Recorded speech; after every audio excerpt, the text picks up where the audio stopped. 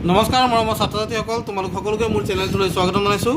আজি অষ্টম শ্ৰেণীৰ অধ্যায় 7 ঘন আৰু ঘনমূল এই পাঠটি আলোচনা কৰিম। তোমালোকৰ বহুতে হয়তো এই পাঠটিৰ প্ৰশ্ন উত্তৰখিনি নিজেই কৰিব পাৰিছা, তথাপিও মই এই ভিডিঅ'টো প্ৰস্তুত কৰিছোঁ কাৰণ মই যিহেতু ক্ৰমিকভাৱে গোটেইখিনি আলোচনা কৰি আছোঁ, তাৰে মাজতে এই 7টো থাকি গ'লে মই পিছত বিচাৰি নাপাম। সেয়েহে 1 নম্বৰ কাৰ্যটোত দিয়া প্ৰশ্নটো আমি এবাৰ চাই লওঁ। চোৱাৰ আগতে আমাৰ আগৰ পাঠত আমি যিহেতু বৰ্গ আৰু বৰ্গমূলৰ অংশখিনি আলোচনা কৰিছিলোঁ, 1, 4, 9, 16, 25, 36, 49, 64, 81, 100, 121 এইবোৰ সংখ্যা বৰ্গ সংখ্যা আছিল। আৰু ইয়াৰে লগতে সংগতি ৰাখি ঘন সংখ্যাবোৰ, পূৰ্ণ ঘন যিবোৰ সংখ্যা আছে সেই সংখ্যাবোৰ বিষয়ে আমি অলপ আলোচনা কৰোঁ। চোৱা, 1ৰ ঘন কৰিলে আমি কি পাম?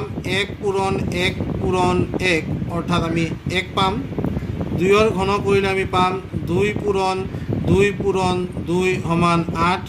ঠিক সেইদৰে 3ৰ ঘন কৰিলে আমি পাম 3 কিউব মানে পাই যাম আমি 3 × 3 × 3 = 27। 4ৰ কিউব কৰিলে আমি পাম 4 × 4 × 4 = 64। চোৱা, ঠিক সেইদৰে 5ৰ কিউব কৰিলে আমি পাম 125। 6ৰ কিউব কৰিলে পাম 216। 7ৰ কিউব কৰিলে আমি পাম 343। 8 কিউব কৰিলে আমি পাম 512। ঠিক সেইদৰে 9ৰ কিউব কৰিলে আমি পাম 729 আৰু 10ৰ কিউব কৰিলে আমি পাম 1000। ছাত্ৰ ছাত্ৰীসকল, তোমালোকে এই ঘনৰ যিখন নেওতা আছে সেই নেওতাখন নিজেই প্ৰস্তুত কৰি ল'ব লাগিব। কোনো কিতাপত তুমি বিচাৰি নাপাবা নিশ্চয়। তোমালোকৰ নিজৰ ফালৰ পৰাই 1ৰ পৰা 50লৈ সংখ্যাবোৰৰ ঘন উলিয়াই ল'বা। ইয়াত 1 নম্বৰ কাৰ্যত দিছে তলত দিয়া সংখ্যাবোৰৰ ঘন উলিওৱা। ইয়াত এটা কৰি দিয়া আছে 123। এই সংখ্যাটোৰ ঘন কেনেকৈ উলিয়াই? 123 নিজৰ লগতে 3 বাৰ পূৰণ হ'লে কি হ'ব? ইয়াৰ ঘন আমি পাম। ইয়াত কৰি দেখুৱাইছে উত্তৰটো। আমি এতিয়া 15ৰ কাৰণে কৰিম। 15ৰ কিউব যেতিয়া উলিয়াবলৈ যাবা তেতিয়া তোমালোকৰ কি হ'ব? চোৱা, 15 কিউব, ইয়াৰ মানে হ'ল 15 × 15 × 15। গতিকে ইয়াত দিয়া আছে 15 আৰু 15 পূৰণ কৰিলে 225 পাবা। ইয়াৰ লগত যদি 15 পূৰণ কৰা তেতিয়া উত্তৰটো কি হ'ব? চোৱা, মই পূৰণটো ইয়াত কৰি দেখুৱাওঁ। 215 × 15 কৰি আমি পাম 5 × 5 = 25। 5 হাতত থাকিল 2। 5 × 2 = 5 × 5, 5 × 2 = 7, 5 × 2 = 10। 1 5 × 5, 1 × 1, 1 2 × 2। এতিয়া কি পালোঁ? চোৱা, 5 2 2 3। আমি পাম 3 2 2 5। চোৱা, মই পূৰণ কৰি উলিয়াইছোঁ। তোমালোকে 26ৰ কিউব উলিয়াবলৈ দিছে। ইয়াত 26ৰ কিউব ওলাওঁতে কি কৰিবা? 26 কিউব কৰিলে আমি 26 পূৰণ 26 পূৰণ 26 কৰিব লাগিব। 3টা 26 পূৰণ কৰিম।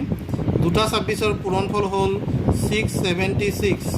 26 পূৰণ 26 কৰিলে আমি 676 পাম। ইয়াৰ লগত 26 পূৰণ কৰিলে কিমান হ'ব? উলিয়াই লওঁ। 6 6 × 36, 6 হাতত থাকিল 3। 6 7 × 42, 3 45, 5 হাতত থাকিল 4। 6 4 × 24, 24 4 6 4 × 6 6 × 36, 36 আৰু 4 40 হ'ব। 2 6 × 12, 2 হাতত থাকিল 1। 2 7 × 14, 1 15। 2 6 × 12, 1 13। চোৱা, আমি কিমান পালোঁ? 6 7 5, এইফালে পাই গ'লোঁ 7 1। তাৰমানে আমাৰ এনচাৰ হ'ব 17576। তো ছাত্ৰ ছাত্ৰীসকল, এয়া মই 3টা প্ৰশ্ন তোমালোকৰ লগত আলোচনা কৰিলোঁ। 4 নম্বৰ প্ৰশ্নটোলৈ যাওঁ। 4 নম্বৰ প্ৰশ্নটো হৈছে 75 কিউব। 75ৰ কিউব কৰিলে আকৌ আগৰ দৰে 75 পূৰণ 75 পূৰণ 75 লিখিবা। এতিয়া 75 আৰু 75 পূৰণ কৰিলে আমাৰ কিমান হ'ব? চোৱা, এই দুটা পূৰণ কৰিলে আমি কিমান পাম? চোৱা, 5 5 × 25 লিখি ল'বা আৰু 7 8 × 56, গতিকে 56। তাৰমানে 75 পূৰণ 75 কৰিলে আমি পাম 5625 আৰু ইফালে 75 পূৰণ কৰিম। এই পূৰণটো ইয়াতে কৰি দেখুৱাওঁ 5 6 2 5 পূৰণ 75 কৰিলে আমাৰ কি ওলাব চোৱা 5 5 গুণ 25 5 হাতত থাকিল 2 5 2 গুণ 10 10 2 12 2 হাতত থাকিল 1 5 6 গুণ 30 30 31 হাতত থাকিল 3 5 5 গুণ 25 25 3 28 এতিয়া এককৰ ঘৰৰ পূৰণ হৈ গ'ল 7 5 গুণ 35 5 হাতত থাকিল 3 7 2 গুণ 14 14 3 17 হাতত থাকিল 1 7 6 গুণ 42 43 43 3 হাতত থাকিল 4 7 5 গুণ 35 35 4 39 আমি কি পাম চোৱা যোগ কৰিলে পাই যাম 5 7 8 1 2 আৰু 4 চোৱা আমি পাম 4 2 1 8 7 5 এনেদৰে তোমালোকে কৰিবা এতিয়া 125ৰ কিউব ওলাব দিছে কি কৰিবা 125 পূৰণ 125 পূৰণ 125 লিখিবা এতিয়া মই কি কৰিম চোৱা ইয়াত চোৱা 5 ইয়াত চোৱা 125 পূৰণ 125 কৰোঁতে 5 5 গুণ 25 25 লিখি ল'বা 12 সংখ্যাটোৰ পিছৰ সংখ্যা হ'ল 13 12 13 গুণ কিমান 156 হ'ব এইটো হ'ল 125 পূৰণ 125 এতিয়া 125ৰ লগত আকৌ 125ৰ পূৰণ কৰি পেনি 125ৰ লগত আমি 15625 পালোঁ তাৰ লগত 125 পূৰণ কৰি কিমান হয় আমি ইয়াতে পূৰণ কৰি চাম 15625 পূৰণ 125 যদি কৰোঁ আমি কি পাম চোৱা 5 5 গুণ 25 5 হাতত থাকিল 2 5 2 গুণ 10 10 2 12 হাতত থাকিল 1 5 6 গুণ 30 30 31 31 1 হাতত থাকিল 3 5 5 গুণ 25 25 3 28 হাতত থাকিল 2 5 গুণ 5 5 2 7 এতিয়া 2 5 গুণ 10 0 হাতত থাকিল 1 2 2 গুণ 4 1 5 5 2 6 গুণ 12 2 হাতত থাকিল 1 5 2 গুণ 10 1 11 হাতত থাকিল 1 5 2 গুণ 2 2 1 3 তো একক আৰু দশকৰ ঘৰৰ পূৰণ হৈ গ'ল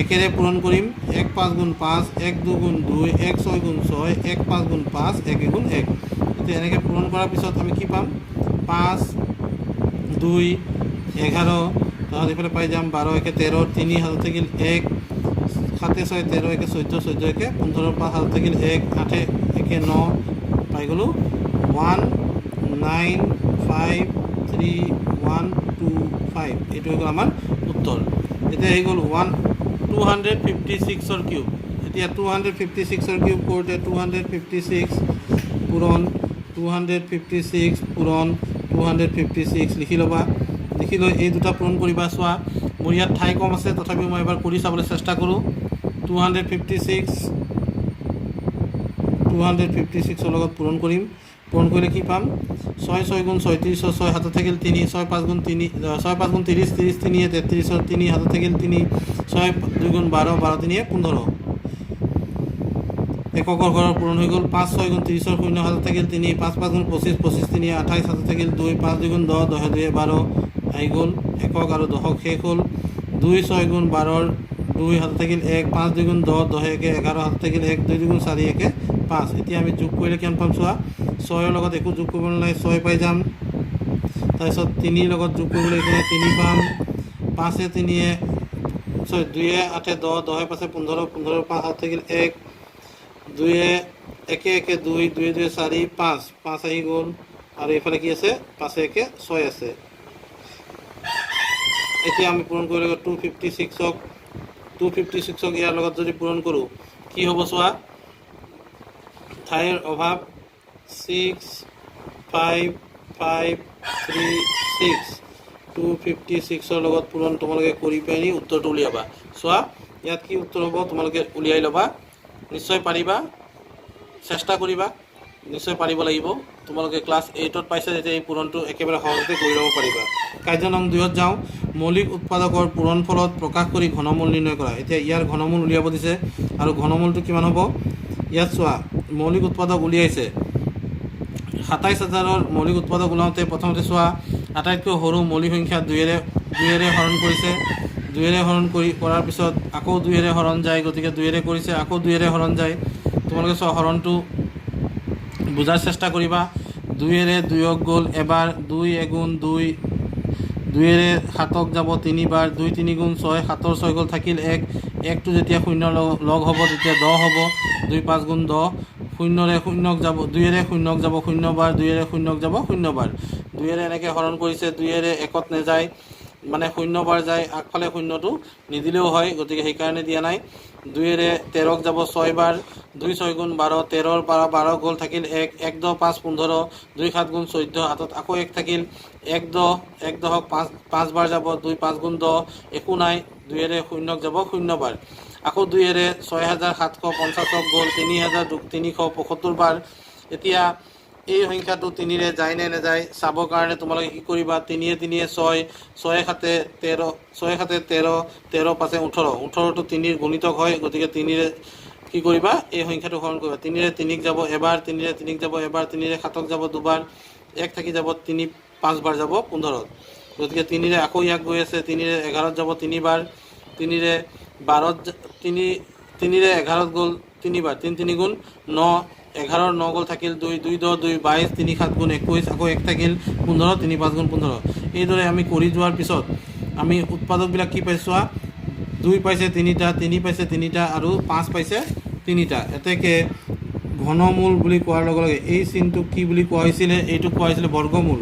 ঘনমূল বুলি ক'লে ইয়াৰ মাজত ইয়াত 3 এটা দি দিবা, তেতিয়া এইটোৱে বুজাব ঘনমূল।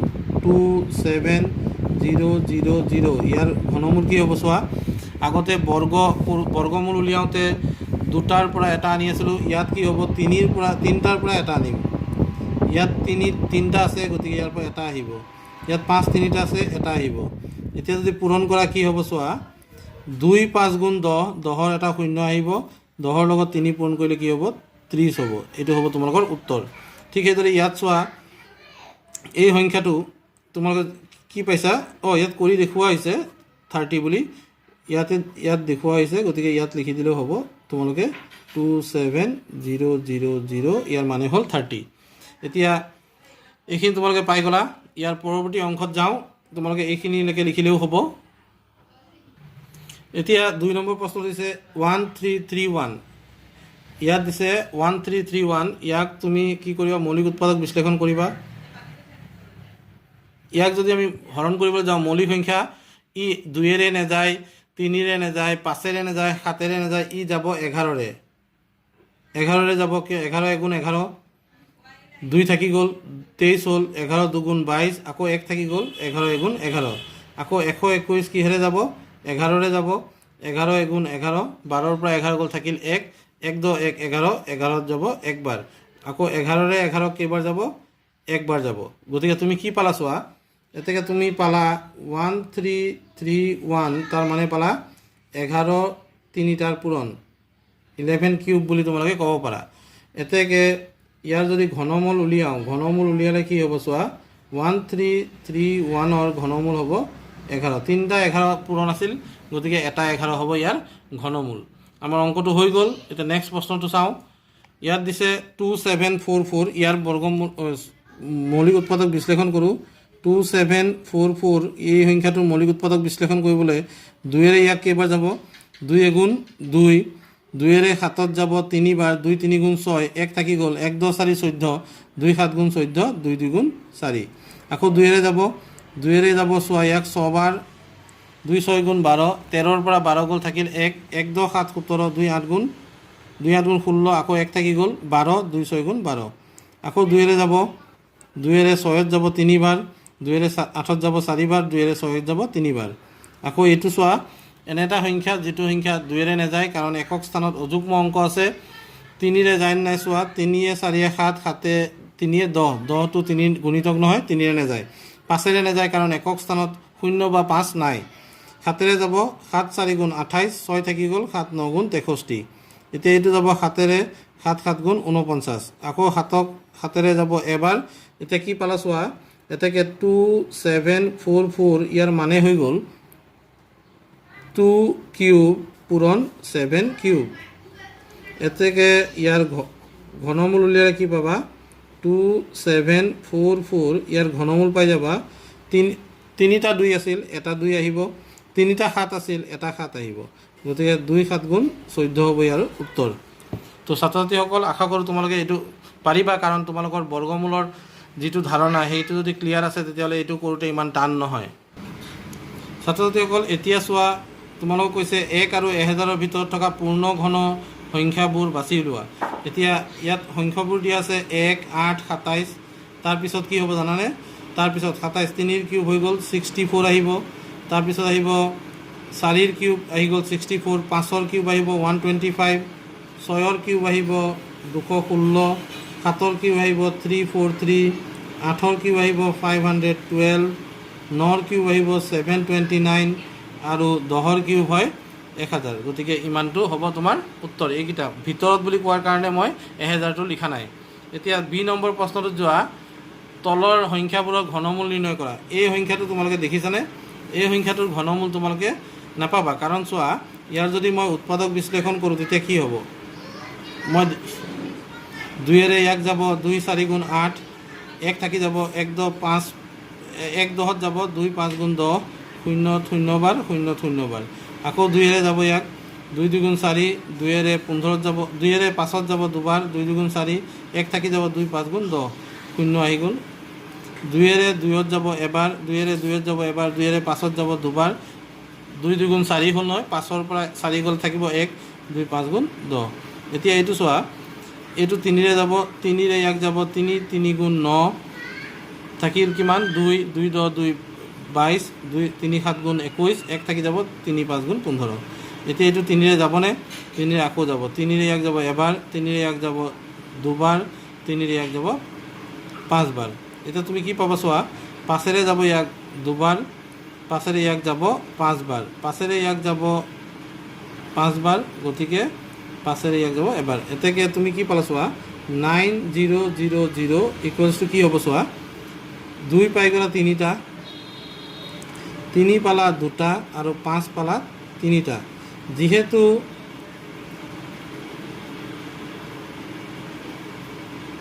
উৎপাদকবোৰ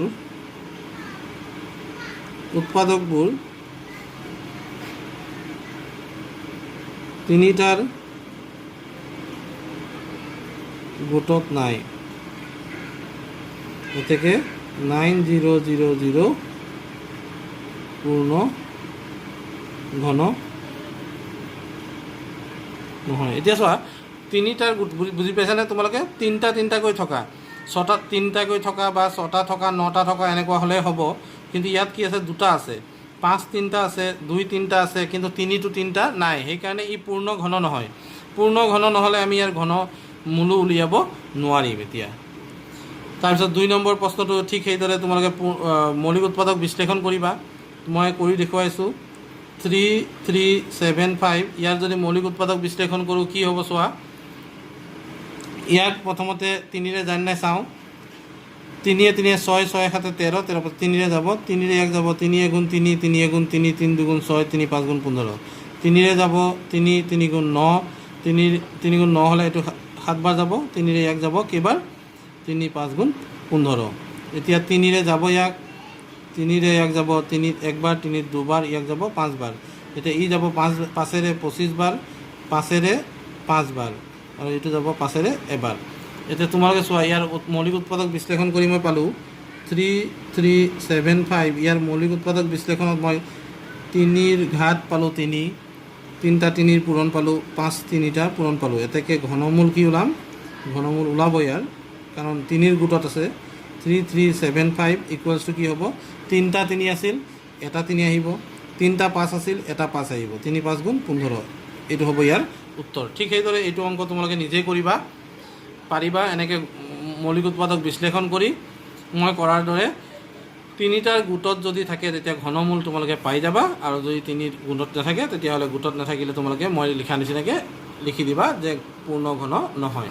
ছাত্ৰ ছাত্ৰীসকল, 4 5 আৰু 6 এই কাৰ্য 3টা মই পৰৱৰ্তী ভিডিঅ'ত তোমালোকক দিবলৈ চেষ্টা কৰিম। যিসকলে ভিডিঅ'বোৰ চাই মোক মৰম চেনেহ দি আছা তেওঁলোক সকলোকে ধন্যবাদ জনাই আজিৰ ভিডিঅ'টো ইয়াতে সামৰিবলৈ লৈছোঁ। ধন্যবাদ।